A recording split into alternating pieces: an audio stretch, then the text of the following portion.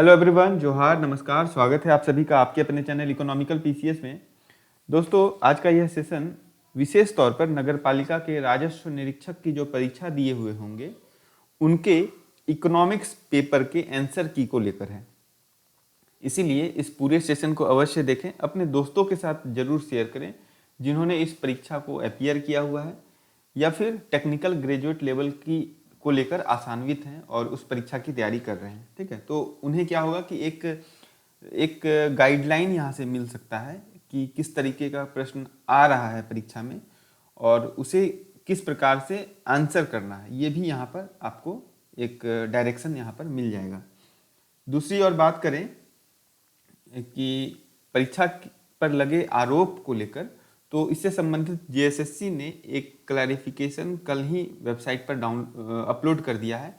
Kindly उसे आप visit करें, देख लें। वहाँ पर जेएसएससी ने एक क्लैरिफिकेशन तो दिया ही है परीक्षा को लेकर और उसके लगे आरोपों को लेकर और साथ ही मिसमैनेजमेंट को लेकर, साथ साथ इस पर जांच भी बैठा दी गई है जेएसएससी के द्वारा, है ना। तो ये जांच का क्या आउटकम होगा ये कह पाना अभी के समय में मुश्किल है, लेकिन जो भी होगा वो विद्यार्थियों के हित में ही होना चाहिए, ऐसा मैं प्रे करता हूँ। ठीक है, और दूसरी तरफ बात करें इकोनॉमिक्स के आंसर की को लेकर, तो यहाँ पर हम लोग इस आंसर की को डिस्कस करेंगे। अपने सेट जो हम लोगों ने सेट को जो तैयार किया है, ये आपका सेट डी है और इस सेट डी के आधार पर आप अपने क्वेश्चंस को वहाँ पर मैच कर लेंगे। इसके इंग्लिश वर्जन को, अगर इंग्लिश मीडियम के स्टूडेंट हैं तो इंग्लिश वर्जन को देख लेंगे। जहाँ कहीं भी इंग्लिश की ज़रूरत होगी वहाँ पर हम आपको कम्युनिकेट कर देंगे। ठीक है, दूसरी और बात करें कि जहाँ एनालिसिस की ज़रूरत होगी वहीं एनालिसिस करेंगे, अदरवाइज जो जो स्टैटिक क्वेश्चन होगा या फिर वन लाइनर क्वेश्चन होंगे, और जहाँ पर डिस्कशन की ज़रूरत नहीं है तो अननेसेसरी वहाँ पर डिस्कशन करके इस वीडियो सेशन को बहुत लंबा चौड़ा नहीं करना है। ठीक है, ये मुख्य उद्देश्य है। तो चलिए शुरू करते हैं, श्री गणेश करते हैं सेट डी के साथ, ताकि आप सभी लोग जो हैं इसका एक आकलन कर लें। और साथ में कम्युनिटी पोल भी डाली जाएगी, कम्युनिटी पोस्ट पर जाकर आप वहाँ पर कम्युनिटी पोल का हिस्सा बनेंगे और उस कम्युनिटी पोल के आधार पर आप कट ऑफ को लेकर क्या आकलन कर सकते हैं वहाँ पर आप खुद ही करेंगे, स्व आकलन करेंगे, है ना। इससे संबंधित फिर से हम कोई वीडियो नहीं बनाने जा रहे हैं कि क्या कट ऑफ होगा, ये सब जो है मुख्य तौर पर मैं नहीं करता हूँ, है ना। और तो आप लोग उस कम्युनिटी पोल के आधार पर ही अपने कट ऑफ को आप डिसाइड कर लेंगे, खुद ही कर लेंगे। ठीक है, चलिए पहला क्वेश्चन है, भारतीय अर्थव्यवस्था का कौन सा क्षेत्र मुख्य रूप से कृषि गतिविधियों पर आधारित है। तो पहला है उसका उत्तर प्राथमिक क्षेत्र यानी प्राइमरी सेक्टर। दूसरा प्रश्न की बात करें, कौन सा भारतीय राज्य अपनी उच्च प्रति व्यक्ति आय और सुविकसित औद्योगिक क्षेत्र के लिए जाना जाता है, जिसे अक्सर भारत का मैनचेस्टर कहा जाता है। तो इसका उत्तर होगा तमिलनाडु। ठीक है, तीसरा है, योजना आयोग की क्या भूमिका थी नियोजन प्रक्रिया में, है ना। प्लानिंग प्रोसेस में योजना आयोग यानी प्लानिंग कमीशन की क्या भूमिका थी और इसे कब विघटित कर दिया गया। तो आप यहाँ पर विघटित कब किया गया इसके आधार पर भी आंसर को कर सकते थे। तो ये 2014 में किया गया था और 2015 में इम्प्लीमेंट किया गया था। ठीक है, दूसरी और बात करें, हाँ तो इसका उत्तर ए होगा, 3 का उत्तर ए। 4 का उत्तर होगा, आर्थिक स्थितिकरण में प्रति चक्रीय राजकोषीय नीति की क्या भूमिका है ना। तो इसका उत्तर होगा आपका 4 का सी होगा। ठीक है, व्यापार चक्र में प्राकृतिक उतार चढ़ाव की भरपाई के लिए सरकारी खर्च और कराधान का उपयोग करना। ठीक है, ये प्रति चक्रीय राजकोषीय नीति की भूमिका होती है। पांचवा प्रश्न है, बैंकिंग विनियमन और पर्यवेक्षण की दोहरी नियंत्रण प्रणाली क्या है। तो 5 का आंसर होगा ए। ठीक है, छठा का आंसर होगा ए, आयात शुल्क, है ना। 7 का आंसर होगा, यहां पर इसका मतलब हुआ इंपोर्ट टैरिफ, है ना। 7 नंबर का आंसर होगा सी, यह एक तीव्र औद्योगिक विकास और अनुकूल जलवायु परिस्थितियों द्वारा अभिलक्षणित है। कौन सा? तो सन बेल्ट रीजन, ठीक है। और ये यूएसए में है, जहाँ पर 15 साउदर्न स्टेट्स यानी 15 दक्षिणीवर्ती यूएसए के राज्य हैं, उन सभी को कंक्लूसिव वे में यानी इंक्लूसिव वे में कहें सन बेल्ट रीजन के नाम से आइडेंटिफाई किया गया है। 8वां प्रश्न जो है उसका उत्तर होगा आपका डी, 8 का डी, ठीक है। रोलिंग प्लान के संबंधित प्रश्न है, तो यह राजकोषीय बजट के लिए एक लचीले दृष्टिकोण का परिचय देता है। 9वां प्रश्न का उत्तर होगा बी, जब किसी देश का निर्यात उसके आयात से अधिक हो जाता है तो वो व्यापार अधिशेष कहलाता है, यानी ट्रेड सरप्लस, ठीक है। 10 का उत्तर होगा ए, कृषि मूल्य समर्थन नीतियों का प्राथमिक उद्देश्य क्या है, तो यह सुनिश्चित करना है कि किसानों को उनकी फसलों का फेयर प्राइस मिले यानी उचित मूल्य मिले। 11 का उत्तर क्या होगा, झारखंड में गरीबी का प्रमुख कारण क्या है। तो देखिए ये जो प्रश्न है ये आपको हमने करंट अफेयर्स में भी कराया था। करंट अफेयर्स में कैसे कराया था कि झारखंड का जो मल्टी डायमेंशनल पॉवर्टी इंडेक्स है, इससे संबंधित हमने वहाँ पर डिटेल डिस्कशन किया था। और मल्टी डायमेंशनल पॉवर्टी इंडेक्स में क्या क्या चीज़ों पर बात की जाती है, तो एडुकेशन पर बात किया जाता है, हेल्थ पर बात किया जाता है, स्टैंडर्ड ऑफ लिविंग पर बात किया जाता है, ठीक है। तो आप इसी से रिलेट कर सकते हैं, एडुकेशन, हेल्थ, ये सभी चीज़ें गरीबी का प्रमुख कारण होता है ना। और यहाँ पर कारण पूछा हुआ है तो आप इन सभी चीज़ों को नहीं ले सकते, यहाँ पर ये सिंपली सा यही आंसर होगा, है ना। शिक्षा और स्वास्थ्य देखभाल तक सीमित पहुँच, है ना, लिमिटेड एक्सेस है यहाँ पर झारखंड में, है ना। कई बार आपने न्यूज़पेपर में देखा होगा कि खटिया पर उठाकर प्रसूता महिला यानी गर्भवती महिलाओं को हॉस्पिटल तक पहुंचाया जाता है। तो आप समझ सकते हैं कितना लिमिटेड एक्सेस है।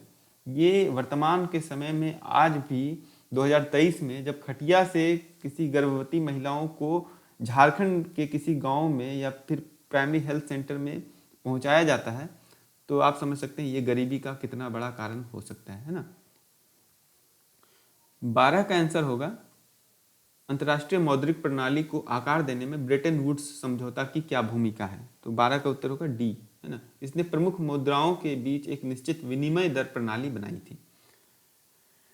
13 का उत्तर होगा मार्शल लर्नर की कंडीशन क्या है ना। तो MLC जिसको बोलते हैं, मार्शल लर्नर कंडीशन। इस कंडीशन को आप ऐसी स्थिति जहां मुद्रा अवमूल्यन से किसी देश का व्यापार संतुलन सुधरता है, यही होगा इसका उत्तर, ठीक है। 13 का ए। 14 का उत्तर होगा उपभोक्ता प्राथमिकताएं, ठीक है। हालांकि इस प्रश्न पर हो सकता है विभिन्न मत हों, है ना। यहाँ पर ये चीजें आप ध्यान रखेंगे, ठीक है, इस प्रश्न पर। 15 का उत्तर होगा अंतर्राष्ट्रीय व्यापार में टैरिफ में बढ़ोतरी की अवधारणा क्या है, यानी टैरिफ एस्केलेशन क्या है। तो टैरिफ एस्केलेशन जो है आपका वो है डी, कच्चे माल पर अधिक टैरिफ और तैयार उत्पादों पर कम टैरिफ लगाने की प्रथा। देखिए यहाँ पर भी इस प्रश्न में भी एक विसंगति है ना।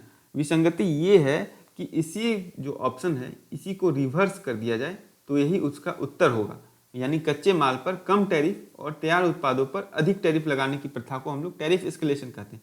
लेकिन पता नहीं क्यों इस ऑप्शन को रखा गया है और बाकी सभी ऑप्शन जो हैं रिलेट नहीं करते हैं इस मतलब क्वेश्चन से, ठीक है। तो आप यहाँ पर ये चीज़ों पर ध्यान रखेंगे कि देखिएगा आंसर तो यही लेगा लेकिन फिर बाद में इसको बदल दिया जाएगा, है ना, क्योंकि यहाँ पर ऑप्शंस को गलत कर दिया गया है।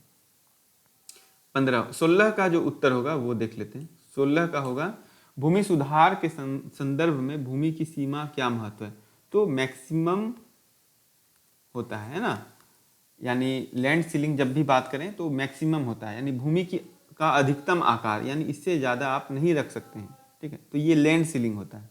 तो 16 का उत्तर होगा ए। 17 का उत्तर होगा आपका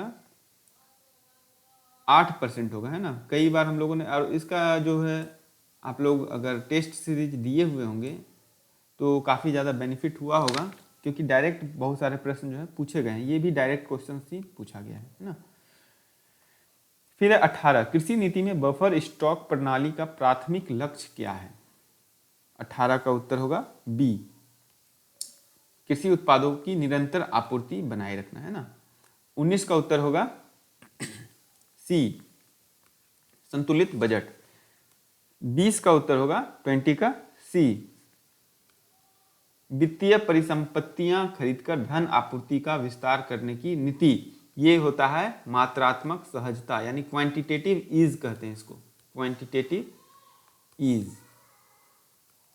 ठीक है। 21 का उत्तर होगा उपभोक्ता मामलों का मंत्रालय। ठीक है। 22 का उत्तर होगा बी, लक्ष्य मूल्य निर्धारण लाभ को अधिकतम करने पर केंद्रित है। लक्ष्य मूल्य निर्धारण की अवधारणा और कॉस्ट प्लस मूल्य निर्धारण से कैसे अलग अलग है, तो ये चीजें यहाँ पर इस पर डिनोट करता है। ठीक है। कौन सी अंतर्राष्ट्रीय संस्था अंतर्राष्ट्रीय मौद्रिक सहयोग और विनिमय दर की स्थिरता को बढ़ावा देने के लिए जिम्मेदार है? तो इसका उत्तर होगा IMF। ठीक है। धन के सृजन में वाणिज्यिक बैंकों की क्या भूमिका है? तो 24 का उत्तर होगा बी, ग्राहकों को ऋण जारी करना जिससे धन आपूर्ति बढ़ती है। 25 का उत्तर होगा सी,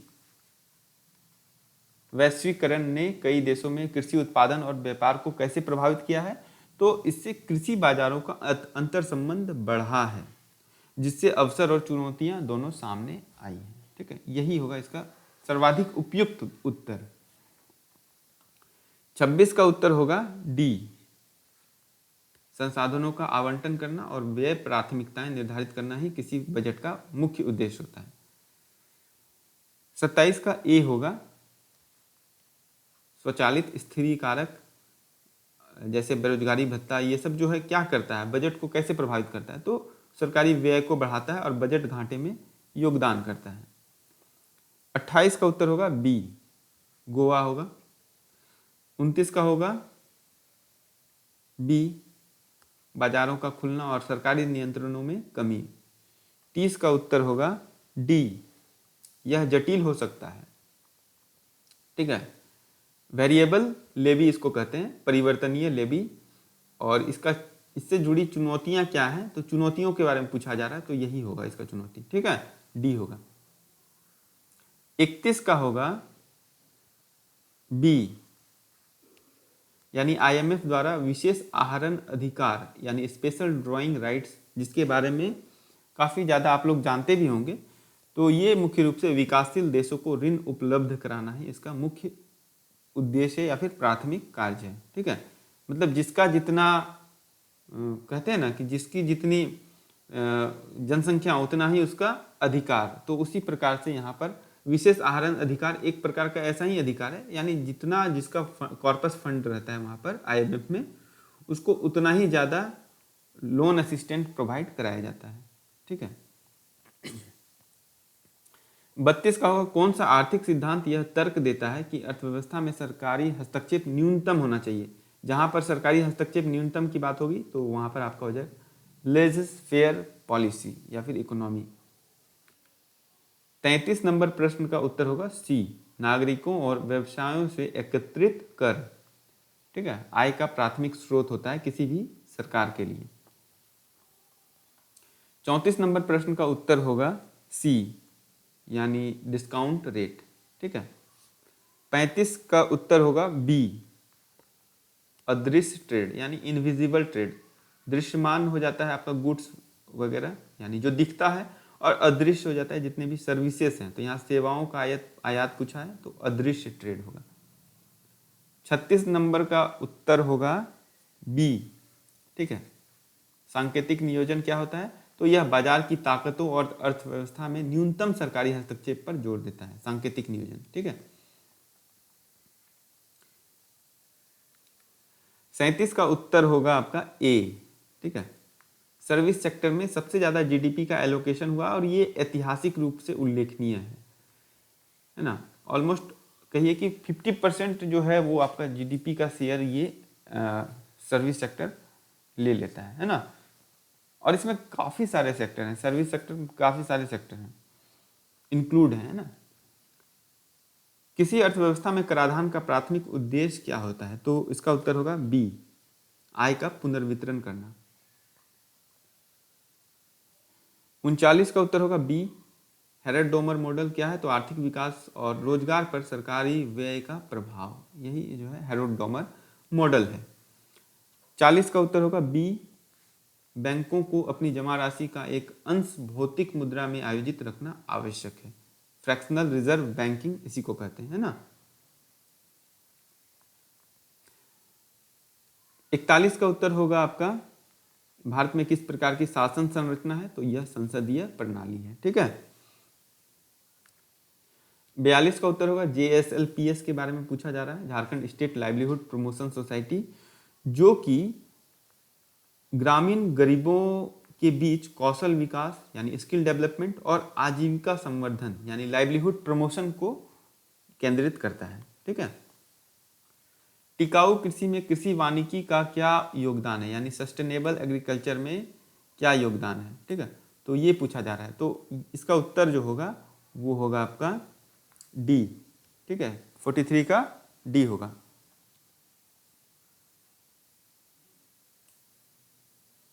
फोर्टी 44 का होगा आपका ए, है ना, आरबीआई होगा। 45 का ए होगा। ठीक है। 46 का बी होगा, यानी सरकार के कैपिटल बजट में यानी दीर्घकालिक बुनियादी ढांचा परियोजनाओं को वित्त पोषित करना होगा। ठीक है। 47 का होगा ए, सार्वजनिक क्षेत्र पब्लिक सेक्टर क्या है? तो सरकार द्वारा स्वामित्व और संचालित व्यवसाय। 48 का होगा सी, सरकार के विभिन्न स्तरों के बीच वित्तीय जिम्मेदारियों का विभाजन। 49 का होगा डी, घरेलू उद्योगों को विदेशी प्रतिस्पर्धाओं से बचाना। 50 का होगा सी, मृदा अपरदन को कम करने की एक तकनीक, है ना, क्रॉप रोटेशन जो है मृदा अपरदन को कम करता है। 51 का होगा आंसर, और ये देखिए यहाँ पर इसको हम स्टार किए हुए हैं क्योंकि यहाँ पर जो है आप इसका उत्तर क्या होगा ये बताएं, है ना। मेरे अकॉर्डिंग जो है इसका उत्तर होना चाहिए डी होना चाहिए। ठीक है, लेकिन ये थोड़ा सा यहाँ पर मैं समझता हूँ कि आपका भी क्या व्यू पॉइंट है ये देखने की बात है ना। 52 का आंसर होगा सी, परिवर्तनीय लागतों का न्यूनतम करना। एक अधिकारी फर्म को का प्राथमिक लक्ष्य क्या होता है ना। देखिए यहाँ पर एक्चुअली क्या है कि शॉर्ट रन में पूछा जा रहा है ना। शॉर्ट रन में क्या है? मोनोपोलिस्टिक फॉर्म का शॉर्ट रन। तो शॉर्ट रन में हमेशा वेरिएबल जो चीज़ें होती है उसी पर बात किया जाता है। तो वेरिएबल कॉस्ट को जो है कम करना ही, और इसी से होता है MC बराबर AMR करना। ठीक है, तो ये इसका बेस्ट पॉसिबल आंसर होना चाहिए। 52, 53 का बात करें तो इसका उत्तर होगा डी। 54 का आंसर होगा बी। ठीक है, ट्रांसफर पेमेंट्स जो होता है वो होता है जितने भी पेंशन्स होते हैं, है ना, सोशल सिक्योरिटी स्कीम्स होती है, इन सभी पर जो खर्च होता है वो ट्रांसफर पेमेंट होता है ना। वृद्धावस्था पेंशन, या फिर कोई सरकारी कर्मी है उनको पेंशन देना, विकलांग पेंशन देना, तो इस तरह के जितने भी पेंशन होते हैं वो ट्रांसफर पेमेंट के अंतर्गत आते हैं। 55 का उत्तर होगा आपका 55 का उत्तर होगा ए, है ना, सरकारी राजस्व से अधिक सरकारी खर्च करने की प्रथा, इसको हम लोग डिफिसिट स्पेंडिंग कहते हैं। 56 का होगा सी, मौद्रिक नीति। ये सब देखिए यहाँ पर डिस्कशन करने लायक प्रश्न नहीं है, तो बढ़ते हैं आगे, है ना। 57 का डी होगा। 58 का सी होगा, वर्धित निवेश। ठीक है। 59 का बी होगा, संकुचनकारी राजकोषीय नीति यानी कॉन्ट्रैक्शनल फिस्कल पॉलिसी, है ना। जब अरुण जेटली फाइनेंस मिनिस्टर थे तो वो इस टर्म का काफ़ी ज़्यादा यूज करते थे, है ना। अपने जितने भी प्रेस ब्रीफिंग में संकुचनकारी राजकोषीय नीति को वो काफ़ी ज़्यादा सराहते थे, है ना। और 60 का जो उत्तर होगा वो होगा सी। यह एक निश्चित विनिमय दर है, इम्पॉसिबल ट्रिनिटी, इसको ट्राइलेमा भी कहते हैं। तो ये जो है इसका उत्तर 60 का सी होगा। 61 का होगा आंसर बी, खाद्य उत्पादन में आत्मनिर्भरता प्राप्त करना। 62 का आंसर होगा डी आर गाडगिल। 63 का होगा आंसर सी, आय बढ़ने पर कर की दर घट जाती है, ये होगा प्रतिगामी कर, है ना। अब अगर आप लोगों ने अभी तक चैनल को सब्सक्राइब नहीं किया है और इस सेशन को लाइक नहीं किया है तो काइंडली एक लाइक और चैनल को सब्सक्राइब अवश्य कर लें, क्योंकि आपको आने वाले समय में जो कि टेक्निकल ग्रेजुएट लेवल का एग्ज़ाम होगा या फिर और भी झारखंड एसएससी के द्वारा जितनी भी परीक्षाएं होती हैं, जेपीएससी की परीक्षाएं, उन सभी परीक्षाओं में इस चैनल से आपको काफ़ी ज़्यादा फायदा होने जा रहा है ना। तो इस चीज़ों को ध्यान में रखते हुए इस चैनल को सब्सक्राइब अवश्य कर लें और अपने दोस्तों के साथ इसे शेयर करें इस सेशन को। 64 का आंसर होगा डी, ठीक है, भारी विनिर्माण। वाशिंगटन कॉन्सेंसस का जो आंसर होगा वो होगा आपका सी, ठीक है। सिग्नियोरेस जो होता है वो होता है आपका ए, है ना। सरकार द्वारा मुद्रा जारी करने पर अर्जित लाभ जो होता है वो, यानी फेस वैल्यू और करेंसी वैल्यू, इसमें जो डिफरेंस होता है वही आपका सिग्नियोरेज कहलाता है ना। 67 का होगा आंसर सी। देखिए ये भी प्रश्न जो है थोड़ा सा आप इसके फैक्ट को देखेंगे तो आपको समझ में आ जाएगा। ये आपका 2019-20 का है। 2020-21 में यहाँ पर वैसा कोई भी ऑप्शन नहीं है जो कि सरसों के न्यूनतम समर्थन मूल्य को यहाँ पर परिलक्षित करता है, यानी डिनोट करता हो, है ना। तो इसका जो है डाटा आप थोड़ा सा खुद भी देख लेंगे। हमने चेक किया था तो 4425 क्विंटल जो है 2019-20 के लिए शो कर रहा था। और ये जो है ऑफिशियल वेबसाइट से ही आप देखिएगा, ठीक है, किसी भी ऑफिशियल वेबसाइट से, ठीक है, तो वो आपको मिल जाएगा। 68 का आंसर होगा बी, अंतर्राष्ट्रीय व्यापार संबंधों पर प्रभाव कैसा डालता है मुद्रा हेरफेर, है ना, यानी करेंसी मैनिपुलेशन।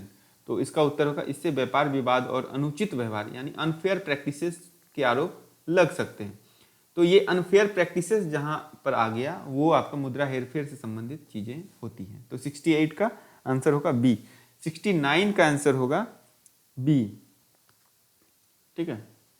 70 का आंसर होगा बी, ठीक है, सिंगल विंडो क्लियरेंस सिस्टम।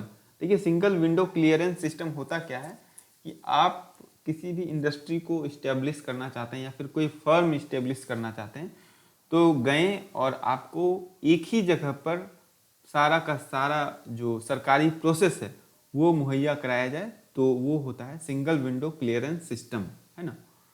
और इसको देखिए मेंशन किया गया है red tapism to red carpet, है ना, रेड कारपेट यानी आपके लिए रेड कारपेट बिछाया जाएगा। अब ये रेड टेपिज्म नहीं होगा, तो इसीलिए आप यहाँ पर देखिए, यहाँ पर लिखा हुआ है ब्यूरोक्रेटिक डिले को कम करता है, यानी रेड टेपिज्म को कम करता है। 71 का आंसर होगा सटीक कृषि के संबंध में है, तो इसका आंसर होगा बी, है ना, डाटा संचालित तकनीकी, यानी जितना भी टेक्निकल इक्विपमेंट्स का यूज हो या फिर टेक्निकल इनोवेशन का यूज हो, टेक्निकल डाटा का यूज हो, तो वो सटीक कृषि का ही प्राथमिक उद्देश्य माना जाता है। 72 का उत्तर जो फिलिप्स कर्व है, ये जो है काफ़ी बार चर्चा हुआ है और इसको हम लोगों ने मॉक टेस्ट में भी रखा था, है ना, इस प्रश्न को। तो इसका उत्तर होगा मुद्रास्फीति और बेरोजगारी के बीच संबंध। आईएमएफ की प्राथमिक जिम्मेदारी क्या है? 73 का प्रश्न जो है ये है, इसका उत्तर होगा डी, भुगतान संतुलन की समस्याओं का सामना कर रहे देशों को आपातकालीन वित्तीय सहायता प्रदान करना। देखिए 1991 में हम लोगों के सामने यानी इंडिया के सामने भी यही आपातकालीन वित्तीय स्थिति थी और उस वक्त आईएमएफ ने ही हम लोगों को क्या किया था, हेल्प किया था, ठीक है। और उसके जितने भी टर्म्स एंड कंडीशन थे उसको हम लोगों को मानना पड़ा था। तो यही होता है, भुगतान संतुलन का ही समस्या हम लोग फेस कर रहे थे एट द टाइम ऑफ 1991, है ना। और IMF का यही प्राथमिक जिम्मेदारी है। 74 का आंसर हो 73 के बाद 74। 74 का क्वेश्चन है आपका, उसका आंसर होगा डी, ठीक है। 8th 5 ईयर प्लान जो है इसका आंसर होगा।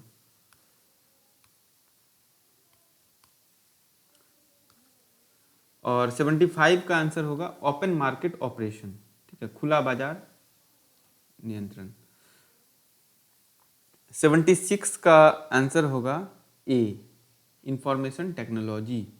सनराइज सेक्टर के तौर पर कई सारे सेक्टर्स को जाना जाता है, लेकिन इंफॉर्मेशन टेक्नोलॉजी यहाँ पर उपलब्ध जो विकल्प है उसमें यही उत्तर होगा। 77 का उत्तर होगा बी, ग्रॉस डोमेस्टिक प्रोडक्ट। 78 का आंसर होगा C, monopoly control, monopoly control, ठीक है। 79 का होगा answer B, interest rate, open market operation and reserve equipments. 80 का आंसर होगा ए, डायनेमिक स्कोरिंग का मतलब होता है, ये दो तरह का स्कोरिंग होता है, एक स्टैटिक स्कोरिंग होता है और एक होता है डायनेमिक स्कोरिंग, ठीक है। और डायनेमिक स्कोरिंग का मतलब होता है the practice of revising budget estimates based on actual outcomes, यानी चेंजेस इन फिजिकल पॉलिसी किया जा सकता है डायनेमिक स्कोरिंग में। और जहाँ पर चेंजेस इन फिजिकल पॉलिसी हुआ, इसका मतलब हुआ कि रिवाइजिंग बजट एस्टिमेट्स, है ना। 81 का उत्तर होगा trade off between tax rate and tax revenue, ठीक है। ये लेफर कर्व जो है डिनोट करता है। लेफर कर्व जहाँ आया वहाँ पर आप टैक्स रेट होगा और टैक्स रेवेन्यू होगा, ठीक है। 82 का आंसर होगा आपका सी, लार्ज फाइनेंशियल इंस्टीट्यूशंस, जो कि इंटायर फाइनेंशियल सिस्टम के लिए थ्रेटन है, अगर वो फेल कर जाता है तो वो थ्रेटन है ना। तो सिस्टमेटिकली इंपॉर्टेंट बैंक्स कहा जाता है या फिर फाइनेंशियल इंस्टीट्यूशंस भी कहा जाता है। 82 का आंसर सी होगा। 83 का आंसर होगा आपका सी, इन्वेस्टमेंट। 84 का आंसर होगा B, the reduction in average cost as production level increases. 84 का बी। 85 का सी, स्पेसिफिकल ज्योग्राफिक एरिया होता है, जैसे कि आप क्लस्टर डेवलपमेंट झारखंड में पढ़े होंगे, नामकुम क्लस्टर एरिया है ना, आदित्यपुर एक क्लस्टर एरिया है, जसीडी क्लस्टर एरिया है ना, फिर धनबाद का क्षेत्र है, बोकारो का क्षेत्र है, ये सभी एक क्लस्टर एरिया है ना, टाटी सिल्वे। तो ये क्या है, यहाँ पर एक स्पेसिफिक ज्योग्राफिकल एरिया है जहाँ पर fostering collaboration and innovation within a specific geographical area. 86 का आंसर होगा B, the development of genetically modified crops, है ना। 87 का बी होगा। 88 का सी होगा। 88 का सी। 89 का भी सी होगा, ठीक है। अपॉर्चुनिटी कॉस्ट जो होता है वो क्या हम फोरगो किए हैं, क्या छोड़े हैं और उसके बदले में हमको क्या बेस्ट अल्टरनेटिव प्राप्त हुआ है, दैट इज अपॉर्चुनिटी कॉस्ट, है ना। और इसी तरह 89 का जो आंसर होगा वो होगा आपका promote economic growth by facilitating access to credit. ऋण उपलब्ध कराना जो है वो आपका सेंट्रल बैंक का ये है, ठीक है, क्रेडिट पॉलिसी के अंतर्गत। 90 का आंसर होगा अनस्टेबल पॉलिटिकल इन्वायरमेंट। झारखंड में क्या है कि अनस्टेबल पॉलिटिकल इन्वायरमेंट है and which is one of the key obstacle in the way of economic development, ठीक है। 91 का होगा rapid industrialisation and high level of foreign investment. 1956 से 61 तक जो प्लान था उसके अंतर्गत यही था, ठीक है। देखिए कुछ बच्चों का यहाँ पर ये भी तर्क था कि sir agricultural stagnation and food shortage भी तो हो सकता है, और वो वार के समय में 1961 के वार के समय में ऐसा था, ये स्थिति थी। लेकिन देखिए क्वेश्चन क्या पूछा है कि implementation of India second 5 year plan, और इम्प्लीमेंटेशन हुआ है 1956 में, ठीक है। तो उस वक्त जो है एग्रीकल्चरल शॉर्टेज नहीं था, क्योंकि फर्स्ट 5 ईयर प्लान में हमारा जो टारगेट था और वो जो फोकस एरिया था वो था एग्रीकल्चर सेक्टर, और हम लोगों ने टारगेट से कहीं ज़्यादा अचीव किया था फर्स्ट 5 ईयर प्लान में, है ना। तो इसीलिए वहाँ पर ये चीज़ें प्रॉब्लम तो नहीं थी। रैपिड इंडस्ट्रियलाइजेशन हमारे समक्ष एक बहुत ही बड़ी चुनौती थी कि हम लोगों को इन सभी चीज़ों को अचीव करना है, और इसी को लेकर यहाँ पर ये आंसर बेस्ट सुटेबल आंसर यही फील होता है ना। 92 का आंसर होगा it has facilitated seamless transportation and trade. How has Jharkhand geographical location, यानी झारखंड का जोग्राफिकल लोकेशन किस प्रकार से इकोनॉमिक डेवलपमेंट को और ट्रेड रिलेशन को अपने निकटवर्ती राज्यों के साथ इम्पैक्ट करता है, यानी प्रभावित करता है। तो ये क्या करता है कि देखिए झारखंड में क्या है कि ट्रांसपोर्टेशन का बहुत ज़्यादा समस्या नहीं है ना। यहाँ पर हर जगह से एक्सेस है, और रोडवेज है, फिर कहिए आप एयरवेज है, रेलवे है, और साथ ही साथ आपका वाटरवेज भी है ना। सामने में ही हल्दिया पोर्ट है, और अगर बात करें रिवर पोर्ट की तो रिवर पोर्ट भी है, साहेबगंज में है, मल्टी मॉडल टर्मिनल है ना। तो ये सभी चीज़ें यहाँ पर हैं, तो सीमलेस ट्रांसपोर्टेशन है और ट्रेड भी ठीक ठाक है ना यहाँ पर अपने निकटवर्ती राज्यों से। 93 का आंसर होगा जो BIS के बारे में है, इसका उत्तर होगा आपका C होगा, है ना। अंतर्राष्ट्रीय मौद्रिक और वित्तीय स्थिरता को बढ़ावा देना, 93 का उत्तर ये होगा। 94 का आंसर होगा B, अवमूल्यन का मतलब होता है किसी देश की मुद्रा के मूल्य में कमी। 95 का उत्तर हो जाएगा B, केंद्रीय बैंक की भूमिका वाणिज्यिक बैंकों का विनियमन होता है। 96 का आंसर होगा आपका पंजाब, किसी भारतीय राज्य को उल्लेखनीय कृषि उत्पादन के चलते भोजन का कटोरा भी कहा जाता है। एक्चुअली में ये पंजाब एंड हरियाणा है, लेकिन पंजाब अगर अकेले है तो पंजाब होगा, है ना। 97 का B होगा, 97 का B, ठीक है। और यहाँ पर न केवल सरकारी प्रतिभूतियां ही रखी जाती है, लेकिन यहाँ पर सरकारी प्रतिभूतियों का उल्लेख है, इसीलिए यही उत्तर होगा, और बेस्ट सुटेबल आंसर भी यही है। यहाँ पर केस भी रखा जाता है, गोल्ड रिजर्व भी रखा जाता है, ठीक है। तो ये सभी चीजें हैं। 98 का क्या आंसर होगा? डंपिंग। डंपिंग देखिए ये बहुत ही इंपॉर्टेंट कॉन्सेप्ट है। 98 का आंसर होगा ए, है ना। यहाँ पर होता क्या है कि मान लीजिए हम भारत के कोई व्यापारी हैं और हम किसी अन्य देश में, नेपाल में कुछ ये कर रहे हैं, एक्सपोर्ट कर रहे हैं, है ना, बाहर बेच रहे हैं, लेकिन हमारे यहाँ दाम जो है ऑलरेडी इसका वहाँ पर जो दाम है हमें कम ही मिलना है, यहाँ पर ज़्यादा दाम है, फिर भी हम लोग उसको अगर कर रहे हैं तो वो डंपिंग कहलाता है। यानी अंतर्राष्ट्रीय बाजार में उत्पादन लागत से कम कीमत पर सामान बेचना, एक्सपोर्ट जो है वो कम कीमत पर ही कर देना, ये चीज़ें डंपिंग कहलाती है ना। 99 का आंसर होगा भूमि सुधार का लक्ष्य आमतौर पर क्या हासिल करना होता है? तो इसका उत्तर होगा आपका सी, भूमिहीन किसानों के बीच भूमि स्वामित्व का समान रूप से पुनर्वितरण, ठीक है।